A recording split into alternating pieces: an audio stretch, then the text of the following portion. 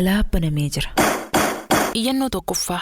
السلام عليكم ورحمة الله وبركاته. أكم جرتن كبجمتوتا قبستوتا قبي ددش جهللا مقانكو ما تقع آجر أما إيانو انتهي أكاسي قديتي أني في أبا وراكي يقبل تجارني وقا سديج على جر الحمد لله دايما تقول لرقنير أبا وراكي ينما دلقاتي ganama bahee galgala guyyaa guutuu hojii irra waan ooluuf galgala eega ishaayii salaatee booda ni rafa. Yeroo daa'ima ofii hammatee taphachiisuu hin qabu. Wayita iraata nyaatus jarjaraan nyaata. Guyyaan inni boqonnaa qabu sabtii sa'a boodaa fi alhada qofa. Sabtii sa'a booda waan mana keessatti nu barbaachisu nuuf guuta. Waan magaalaa irraa bitamuu qabu hundaa nuuf bita. Alhada ammoo hiriyoota isaa bira oola. Achitti jimaa qamaa oolanii galgala. Galgala sa'a muraasa nu wajji tura. Yeroon inni na wajjin haasoo sa'a muraasa qofa. Tanatu yaadduu jabduu natti tahee gama dhaddacha kanaa na fide. Jaarsi kiyya nama gaariidha. Nama amala hamaa qabu miti. Maaliif yeroo nuuf hin kennine jechuunis natti ulfaate. Jiruu isaa guutuu nu jiraachisuuf carraaqa. Garuu ani ilma namaati. Abbaa warraa kiyya wajjin haasa'uu barbaada. Akka shamarran ollaa kiyyaa godhan anis mana keessatti buna danfisee isa gammachiisee wajji gammaduu barbaada. Garuu inni yeroo hin qabu. Mee furmaanni kiyya maali? Wanti biroo kan abbaa warraa kiyya irraa na gammachiisu jaarsi kiyya akka nama hedduu torban guutuu hin qama'u. Torbaanitti guyyaa alhadaa qofa qamaa. Kanaaf isa dallansiisuu hin barbaanne. Yoo ani itti dubbadhe daranuu na dheessuu danda'a. Mee maal na gorsitan? Gorsa keessan obsaan eeggadha. Galatoomaa. Hayyee mee maal jettaan Usmaan? Tun intala jaarsasiitiif kabajaa guddaa qabdu. Waa hunda adabaan dubbatte. Intala adaba qabdu. Akka nama hedduu hammeenya isaa qofa hin dubbanne. Irra hedduu tolina isaa himte. Garuu waan takka si gaafachuun barbaada. Hayyee. Dhiirri hedduun eega bultii ijaareen booda mana isaanii baqata. Keessaafuu eega ilmoo harkateen booda dhiirri gariin manatti galuun fedhu. Akkanatti fakkaatutti rakkoon dubartootuma bira jira. Mee akkamitti? Fakkeenyaaf intalti takka dhiira jimaa qamuutti heerumte haa jennu.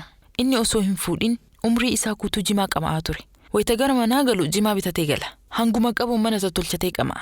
Gaafa isiin dhufteerraa wanti kun ni jijjiirama. Wayita inni jimaa bitatee galu maali kun maaliif qamaata jettiin? Jimaa umrii isaa guutuu qamaa ture akkamitti guyyaa takkaan dhiisa jetta? Jimaa dhiisii dubbii haasawaatuu guyyaa takkaan dhiisuun hin danda'amu. Dhuga jette. Jechisuusi miti. Silaa dhiisanii waan nama miidhuun qabu. Jimaan garuu haraara jabduudha. Namni jimaa bare isaa hin qama'iinitti nama biroo ta'a. Mataan ni bowwaafata. Hammummachaaf oola. Sa'ati jimaa qamaatee garte kana hunda maaltu si beeksise? Hawaasa jimaa hojii jiraatu keessa jiraannaa bara. Akkasi. Kanaaf dubartoonni abshaalumuu qaban. Dhiira tooftaan qaban malee humnaanii miti. Saa inni jimaa fidatee dhufuutti yoo isiin fuula guurte inni mana sanitti galuu jibbuu eegala. Guyyaa lammadaa jimaa bitatee gama saahibban isaa deema. Saahibban isaa ammoo gammachuun simatan. Osoo namni gammachuun isa simatu jiruu maaliif nama fuulatti guuru bira dhaqa jetta? Bultii isii isimatu tolchuu qaba. Qoosaa takkaa yaadadhe. Hayyee. Namtichaatu farshoo dhuguu heddummeessa. Guyyuu machaawaa gara manaa gala. Jaartiin isaa ammoo waan kanaan hedduu rakkatte. Booda waan kanaaf furmaata barbaadu eegalte. Eega hedduutti yaaddeen booda tooftaa isa manatti hambiftuun argatte. Farshoo inni barbaada deemu manatti qopheessitee wayita inni manaa ba'uuf ka'u itti kannite. Taa'ee dhugi kan alaa barbaaddu kunoo asiis ni jiraa jetteen. Duuba. Qiyyaan taa'ee xaasaa 5 fi 6 eega dhugeen booda ni machaawe.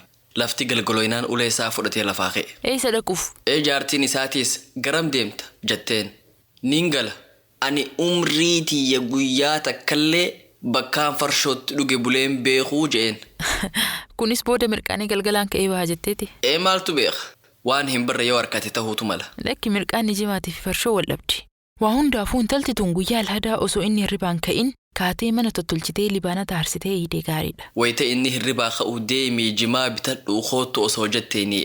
Eeyyan mana isaa keessatti akka gammadu godhuu qabdi. Achi booda dhawaataan gorsiti. Gaafa daa'imni isaanii guddataa deemu ammoo sababaa guddaa argatti. Yaa abbaa warraa kiyya gaarii laali daa'ima kana. Sihii jimaa qamaatu yoo argaa guddate fuuldurri isaa maal ta'a jettiin? Innilleen gaafas qamaa weerrisaa deema. Dhugattuu tun tooftaa gaariidha. Deebisaan yaa gabriitti rabbii waa hunda dura wanni gartee rabbii kee galatoonfachuu qabdu kan nuti illeensi wajjin rabbi galatoonfannu ta dura abbaa mana keetii ka bultii jaalatu ka si bulfatu ka carraaqqatu ka ilmoo isaallee tajaajilatu rabbiin sii kennuun galata guddaa rabbii keetiif galchuu qabda. Ammoota kan irraanfatin fakkaattuu leentee warreen abbaan manaa mana keessa taa'u kadeemanii bultii irratti gargaarsa isaa tahanii carraaqan ka isaarraa gammachuu hin qabne ka yoo hoggaanii fi isaan hojii irraa dhufan waan carraaqan maallaqa kennaa jiru nagaafattu malee hin sadaqati warra keessan hin gargaarin kaju maallaqa nakkannitu malee ansiinii ka jechuun ka isii gartee sodaachisu. Hakkanaafaadhaas yaadadhu rabbii kee galatoonfadhu duuba. Ammoo dhaamsi abbaa mana keetiitiif dhaamnu. Dhaamsi abbaa mana keetiitiif dhaamnu. Ta duraa obboleessa keenya kanaa wanni jennuun. Yaa obboleessa keenya intalti fuute tuni akkuma abbaan kee haadhatee fuudhetti atilleen fuute garuu haalli ati gartee mana keetti bulfachaa jirtu hedduu nama gammachiisa.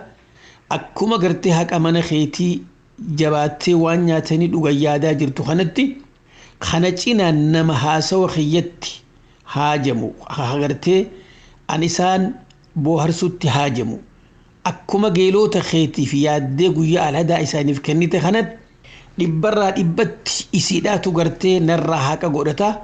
Sharxiin islaamummaalleen heerri islaamummaalleen kana narra dirqama gooteen sirratti haa jiraattu. Islaamummaan duraan haqa gartee nurra dirqama gootee akka warra keenyaa fi ilmaan keenya quba qabaannu mana keessa ba'aa nurra jiraa dhiirti cufti beekuu qabdi jechuudha. Haa ta'u obboleessa keenya yoo katti gorfamtu taate mee hadiisa gabaabaa tokkoon si yaadachiisa. Gaaf tokko obboleessi keenya sahaabaa nabii keenya irraa alayhi salaatu wasalaam rabbi sarraa haa jaalatu Salmaan al-Faarisii nama jaaniin saahiba isaa wajjin nabii rabbii bira baratan Abu Dardaa'i nama jaaniin ziyaaraatti dhaqe duuba. Salmaan al-Faarisii kanaatu Abu Dardaa'i mana isaa dhaqe. Hoggaa dhaqu Salmaaniin kun Salmaan saahiba isaa Abu Dardaa'i isni beekan warra isaatillee qacellu wal beekan. Akkuma dhufetti abbaan mana keessa jira haati ala jirti. Duuba bifa fokkottu isirratti arkee huccuu wasakaa tagartee wanni isin firraa qabdu haadha manaan fakkaanne irratti arkee yaa gabritti rabbii ati jaarsan qabdu maaliif akkanattiif xureessitee if wasa keessitaa maa huccuu firraan jijjiirree jeen duuba maaliif namni duraan wal beeku kun waliin wal qoosuu fi toltu walii yaaduun qaanfatu. Tanaaf duuba yaa obboleessa keenya jetteen jaartii Abu Dardaa ijaa beekadha. Saahibni kee geeleen kee nama dhalaa duniyaatti haajaa qabuu miti. Dhalaa jannata keessaa malee guyyaani soommanaa halkanii dhaabbata. Fuula rabbiiti.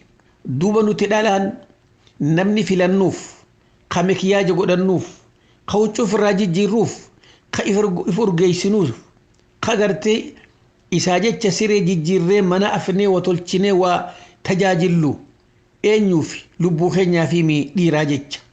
Inni suni bakka tanan jiru isaa fi rabbi isaa jidduun dhaabbadhu mee tanuma gartee jannataa san rabbi san dhoorkini tana haqa kiyyaa rabbi haa dubbatu je'eetiin firraa usee obsee akkanatti bultiiti jaqabadhee akkana jiraadhaa jetteen.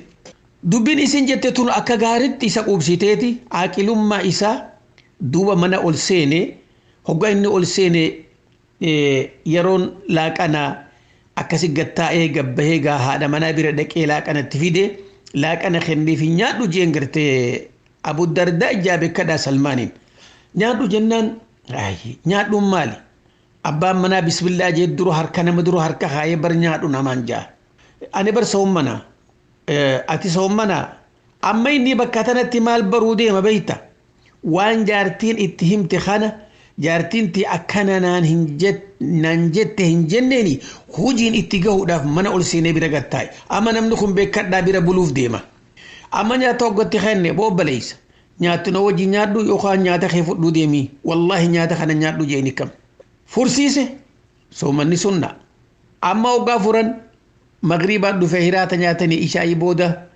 hirriiba. Abu Dardaa'iin akkuma aadaa isaa hoggaa ishaa'ii salaatee booda lafaa ol keeniin salaata jee eessa deemta yaa boo wirdiin qaba za'a tanaan bar salaataa aboo waa za'an salaatan tanaa miciisi lammee isaa kee aboo ciisi sadee isaa hoggaa inni lafaa hau laa lammataa duraa ishaa'ii booda ta lammee isaa walqixa halkaniiti ta sadee isaadhaa fajrii dura sa'a takka hoggaa inni ta sadee isaa tana kee kunoo yeroon dhiiraa amma jenne yeroon fuula rabbii dhaabbatan amma nukaasi jedhanii waliin sunnaa salaatan amma bira bule wahuma haqa garte haati mana isaa jette kana keessa baruufi kajaartii teetii si himate injiiniin duubatti dhaqqabee na dhagee jeen gaaboo dardaa wanni si bira na bulche har tokkoon yaada si bahuufi karaa kaaniin waan nabii keenya irraa waliin baranne kana akka hojiirra oolchinuu si yaadachiisuu fi beekii jeen ta duraati jeen rabbiin kee haqa kopha sirraa qaba jeen